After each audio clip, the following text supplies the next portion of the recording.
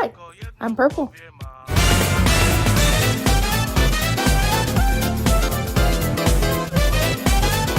Number one is that you have to post your art somewhere so people can find it. I personally post my stuff on Tumblr, but there's DeviantArt, Twitter, you can post it on YouTube even. Commissions don't get very far if the payment can't come through. There is a tremendous amount of payment options on the internet nowadays. There's PayPal, Venmo, Ko-fi. Some of these payment options do have their drawbacks. When I was making my commission page, I looked at a lot of different artists that had popular commissions and looked at what they had done. Here are the main things that I saw people adding onto their commissions page. There's typically 3 levels of how complicated you want the art piece to be.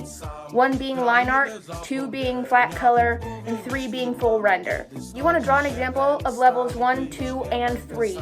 Full render costing the most and line art costing the least. Another thing I noticed is that artists charge based on how much of the person is in the shot. If you want just the neck up, it's going to cost less than, let's say, your whole body. Time is money, and based on how much time you spend on something, the more it's going to cost. Just like any business, you want to have competitive pricing so that it's a little bit cheaper than other people, but still enough so that it's worth your time for taking commissions in the first place. I have seen prices range from $30 for 1 full render to $120 for a reference page. Next thing you want on your commissions page is your do's and don'ts of things that you will draw, things that you won't draw. You need to state that you have the right to decline any commissions that make you uncomfortable. Listen, it's the internet. People have no filter. You have to protect yourself. Once you have your do's and don'ts, you want to specify what people have to send you in order to take their commission. Sending reference photos for poses, color palettes, and if you have a reference of your character, sending those to an artist could determine whether they want to take your commission or not. That taking commissions that have no reference of the character they wish you to draw is very difficult. Not only because people are critical of their own designs, but you have to do it only based on their word. On your commission page, you also want to have how people can contact you. Now you have all your rules. What do you do when someone messages you about a commission? First off, you want to ask them what they're looking for. If it's original characters or something from a video game or movie, or maybe even a picture of themselves. Once you clarify what they want, clarify how they want it.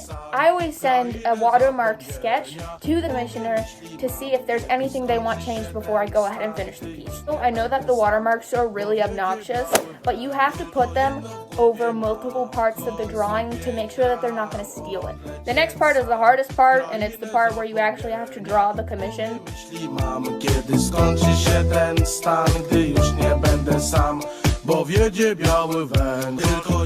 I always shove all my references in the corner and then the message of the description of what they want in the other.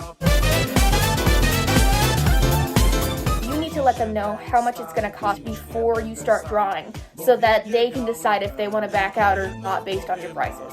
Once the payment comes through confirmed on your end, that's when you're going to send them the finished piece. I want you all to keep in mind that I am not living off of the wages I make off of commissions. I know and follow artists who do live off of their commissioned artwork. Prices are higher and their work is more quality, and they have a lot more work they put into marketing and making sure that their art is known across all the platforms of the internet. And that's the step-by-step guide on how to take commissions. I hope it helps somebody out there. Thank you for working with me, because without the people that commission artists, they wouldn't be able to make a living.